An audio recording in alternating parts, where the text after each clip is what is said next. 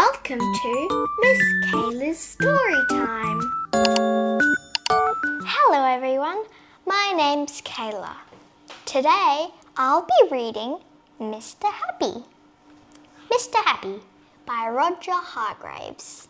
On the other side of the world, where the sun shines hotter than here, and where trees are 100 feet tall, there is a country called Happy Land.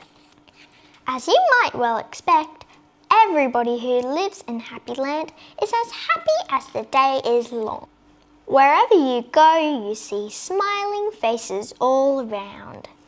It's such a happy place that even flowers seem to smile in Happy Land.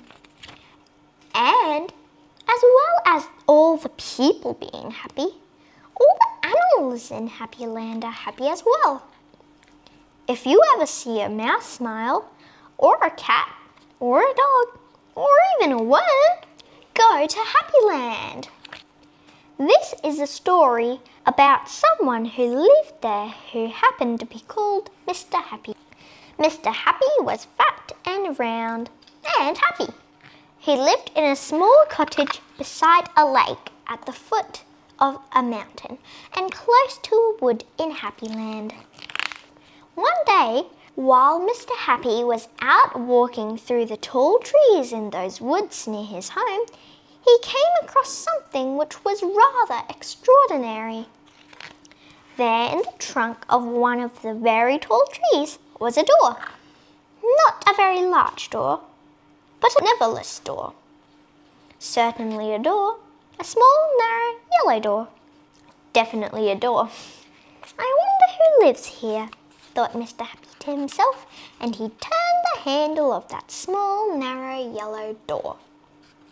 The door wasn't locked, and it swung open quite easily.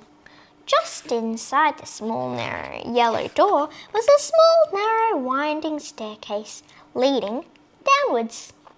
Mr. Happy squeezed his rather large body through the rather thin doorway and began to walk down the stairs.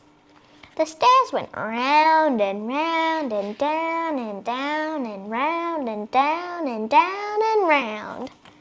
Eventually, after a long time, Mr. Happy reached the bottom of the staircase.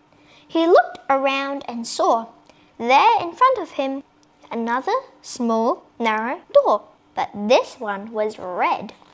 Mr. Happy knocked on the door. "Who's there?" said a voice. A sad, squeaky sort of voice. "Who's there?" Mr. Happy pushed open the red door slowly, and there, sitting on a stool, was somebody who looked exactly like Mr. Happy, except that he didn't look happy at all. In fact, he looked downright miserable. "Hello," said Mr. Happy. "I'm Mr. Happy." "Oh, you are indeed," sniffed the person who looked like Mr. Happy but wasn't. "Well, my name is Mr. Miserable, and I'm the most miserable person in the world." "Why are you so miserable?" asked Mr. Happy. "Because I am," replied Mr. Miserable. "How would you like to be happy like me?" asked Mr. Happy. "I'd give anything to be happy," said Mr. Miserable. "But I'm so miserable I don't think I could ever be happy," he added miserably. Mr. Happy made up his mind quickly. "Follow me," he said. "Where to?" asked Mr. Miserable. "Don't argue," said Mr. Happy, and went out through the small, narrow, red door. Mr. Miserable hesitated, then followed. Up and up the winding staircase they went. Up and round and round and up and round and up, until they came out into the wood. "Follow me," said Mr. Happy again, and they both set off through the wood back to Mr. Happy's cottage. Mr. Miserable stayed in Mr. Happy's cottage for quite some time, and during that time the most remarkable thing happened. Because he was living in a happy land, Mr. Miserable ever so slowly stopped being miserable and started to become happy. His mouth stopped turning down at corners, and ever so slowly it started turning up at the corners. And eventually Mr. Miserable did something that he'd never done before in his whole life. He smiled, and then he chuckled, which turned into a giggle, which became a laugh. A big, booming, hearty, huge, giant, large, enormous laugh. And Mr. Happy was so surprised that he started to laugh as well. And both of them laughed and laughed. They laughed until their sides hurt their eyes and watered.